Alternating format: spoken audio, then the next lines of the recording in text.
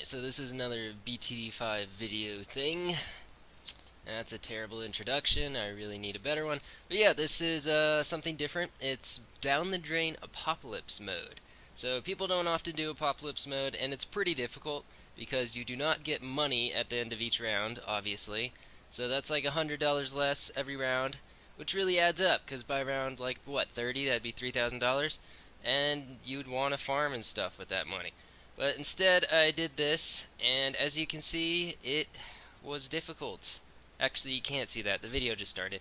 Anyway, yeah, so I started with 2 dart monkeys, and then the sniper is really important, because in Apocalypse, a lot of strong balloons come out.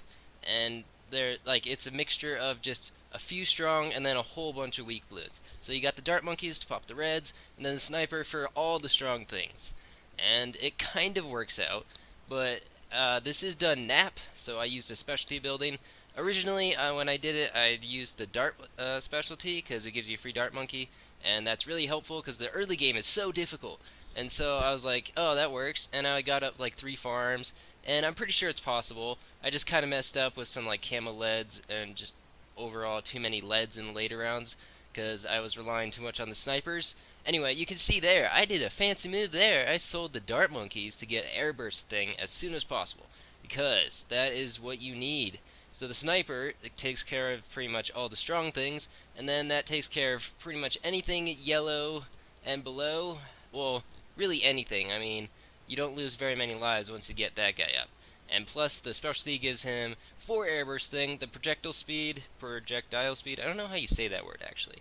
You know, I've heard some smart people say projectile. Or no, wait. I've heard some people say projectile. I remember my physics teacher said that.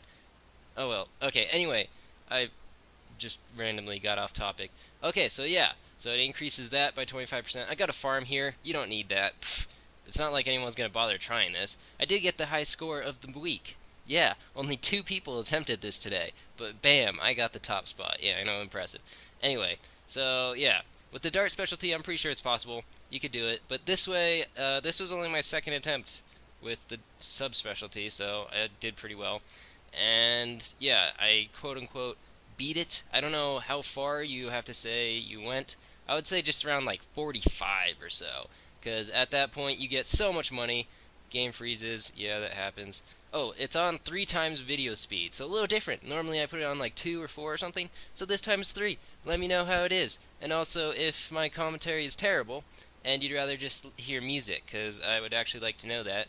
I don't know if people prefer me talking, or music, or maybe both. I mean, that might be a good idea.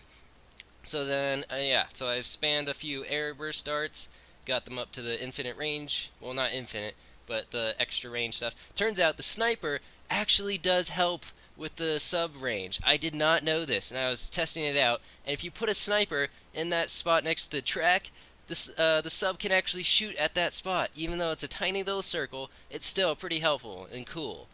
You know, it's not infinite range, but it's still something. And yeah, so the camo leads do come, and a lot of leads in general. So you got to get something for those. I just got some wizards. Camo leads don't come that often, but sometimes I forget to pineapple them, and I would lose because of that. So I just got them to 0 too, and that's fine. From here, you know, just spamming the airburst darts. Put a few on strong so they can kill the Moabs. And once you get past, you know, this point, you're doing pretty well. And without the specialty, the Moabs are pretty tight. It's really difficult, and I wouldn't recommend it. You might lose some lives and stuff like that. I missed some of the bananas, but who cares? Yeah, you really don't need that farm.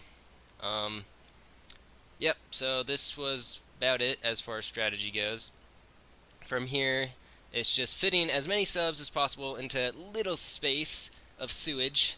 I know it's super pleasant. This map is really, you know, it's not the best to look at now that I look at it. The mobile one, or the Steam one, much the cleaner version. It looks very nice and stuff like that. So, yep, at this point, what am I doing? Just spamming subs. There's not too much. The video will go up to 8 times speeds here soon. And unfortunately, I had to go, so I didn't get super far. I wanted to show the ZOMGs, but I didn't. I mean, you have so much money. You can see my money starts skyrocketing here, because I don't think the money actually adjusts, unlike BTD5, when after around 50, you know, things start to decrease in money value or something like that. I don't know. Here it's just like you get so much money, you could like build a bajillion farms. Here we go. Look at that super speed. Wow, that's really fast. And look at that freeze. Woohoo for Google Chrome and Windows 10. I don't know why that happens. I got some juggernauts because I'm just cool that way. Yeah, and now it's just spam stuff. Got the Arctic Wind. What else? Yeah, some spike stuff. Yeah, I don't know.